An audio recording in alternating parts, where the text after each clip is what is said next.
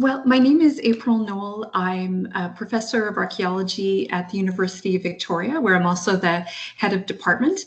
And I'm a Paleolithic archaeologist. So that means that I study the archaeology of our earliest ancestors. So everything from about 2.5 million years ago till about 10,000 years ago at the end of the last ice age.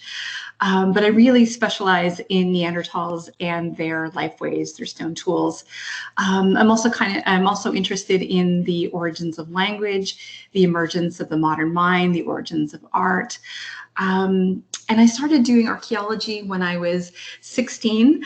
I had always been very interested in history, but I had this really maybe old-fashioned idea of what a historian was. So in my mind, historians were older men basically in libraries with the curtains closed.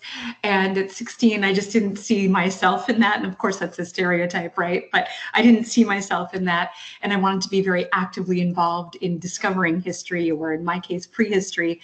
So I started doing archaeology when I was 16 in Old Montreal, where I'm from. And then I went on to work in Belize and the Canadian High Arctic, and in France. And now I direct an international team in Jordan, and we investigate Homo erectus and Neanderthal sites.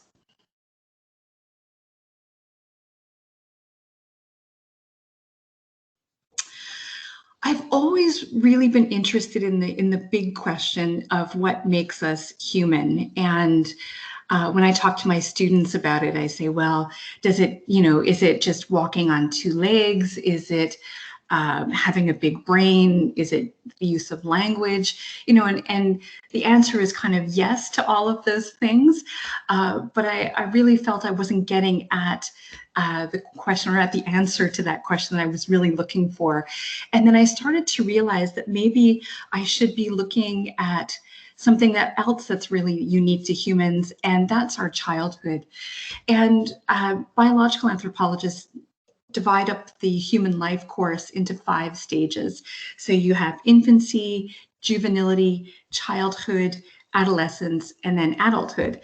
And childhood and adolescence are unique to humans, and it gives us this extra time, really. It slows our development and gives us time to learn from the environment, from our peers.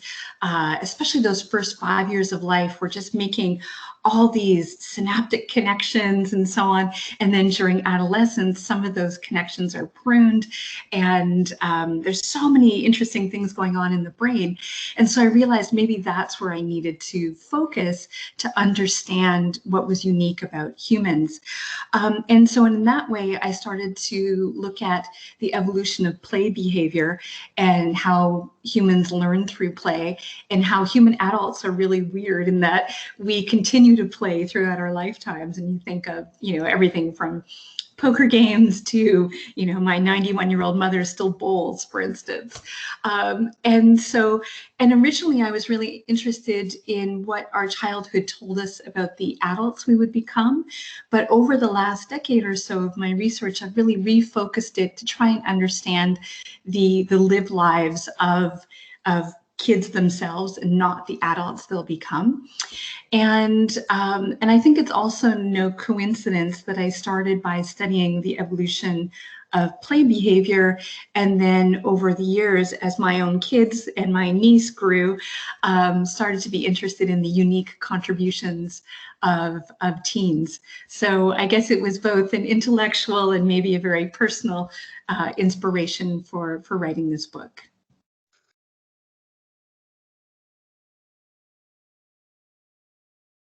I think, really, we've so underestimated the contributions of children in human evolution, so in Paleolithic culture. So children, from what we can see in the archaeological record, were part of the economic and social well-being of their communities. They made stone tools. And actually, if we think about the vast number of stone tools that you make as you're learning to become an expert knapper, and everyone in that time period would have learned to make basic stone tools.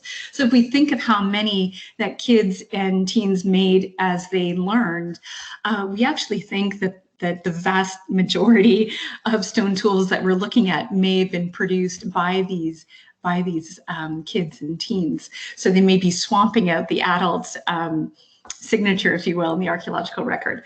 So they made stone tools, they did art. We have all kinds of examples of kids making what we call finger flutings and handprints and all kinds of stuff. And we know that they were involved in gathering foods and in hunting and so on. So they made these huge contributions. I mean, when you're talking about small family groups, you can't afford to have someone not involved in the overall well-being of that community. Everyone has to pull their weight. And I think the other thing that we're learning the more we study children, broadly, is that children are so important in not necessarily being responsible for innovations in a society, but they're responsible often for spreading those innovations. So we often think about kids as being these empty vessels that we just fill with adult knowledge, but in fact, kids are very involved in choosing what they learn and also who they learn from. And we know that teens in particular tend to seek out what we call oblique adults. So not their parents, but the other adults in their lives who they see as being innovators. And so they seek out to, they seek to learn from them, and then they spread those new ideas quite quickly with their peers and others. We know from looking at ethnographic research that teen boys in particular travel quite a long distance to have romantic and sexual and marriage partners and so on, and they bring these ideas with them. So, and we can even think about that in our own lives. I mean, I'm sure those of you who are my age remember teaching your parents how to use a VCR, and now our kids are teaching us the newest technologies, the newest language, and so on. And I think that's been the case forever.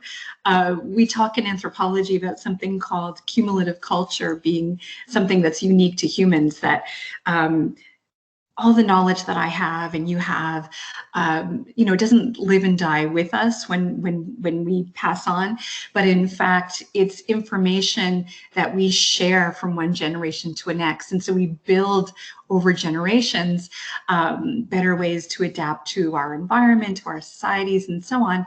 And kids are key in that, right? They're the ones that are actually carrying that information on to the next generation. And so I think that's what makes them so important and actually so fascinating to study.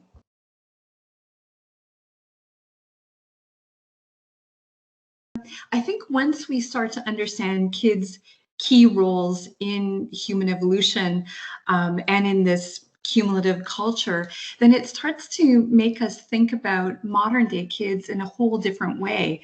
Again, I think particularly in the West, particularly in the 20th, 21st century, we have this idea of childhood. We sort of romanticize children and childhood as a time of play only, and again of innocence and naivete, and again these empty vessels waiting to be filled with knowledge. When I ask my students what are the words child and childhood conjure for you, those are always the kinds of things that they say.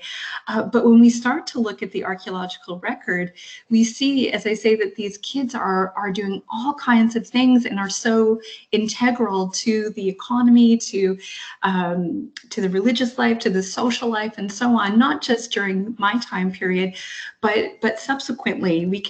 There are child Maya kings, for instance. There's huge literature on children's contributions, and so I think that has to make us rethink our views on kids today in terms of what they're capable of, and this idea that they're active agents, that they have their agendas, that they yeah, that they make these contributions that maybe are sometimes overlooked. And again, I would say their capabilities are often underestimated.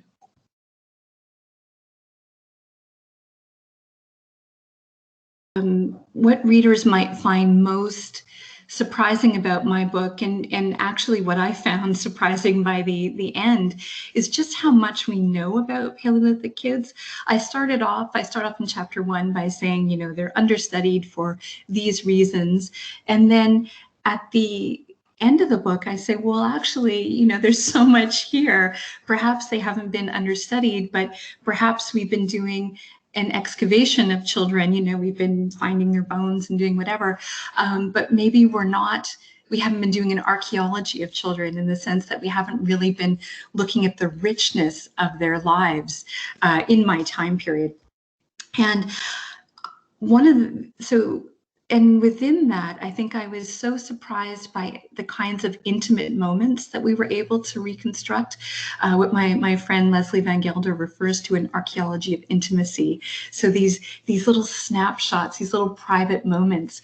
And when you think about the fact that a lot of what I talk about in the book is 10,000, 50,000, you know, a million years ago or more, you don't think you're going to be able to find that humanity there.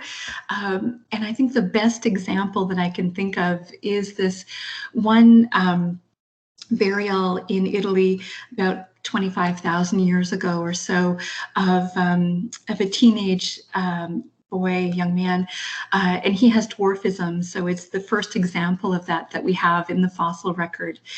And but from what we can see, even though he would have had so much difficulty walking and keeping up with his peers. He had a lot of different pathologies that we can see.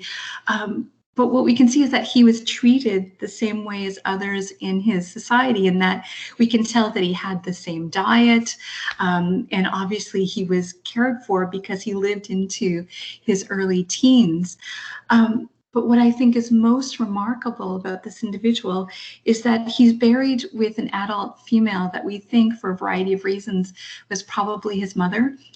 And I get all teary thinking about this, and I think of myself as a very serious scientist, but I get teary thinking about it because he's wrapped in his mother's arms, and that doesn't happen by accident. And we could say, okay, well, of course, a mother is going to love her son, you know, but it was the community that put those people in that burial. It was the community that decided to envelop him in her arms.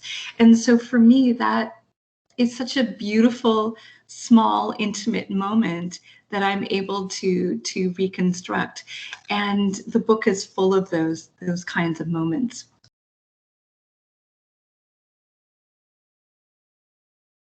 In terms of who would benefit most from reading this book, I think there's a variety of people. So I did write it as a scholarly book, in the sense that I wanted archaeologists who study kids but don't know my time period to be able to get something out of this, and for people who study my time period but know nothing about kids to also rethink how they look at the Paleolithic.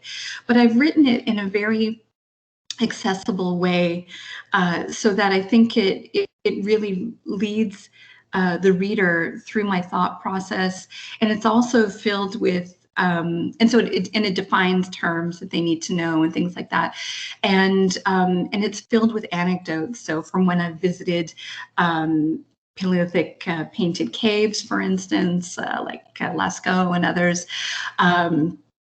And you know, things that my students have said or professors have said and so on.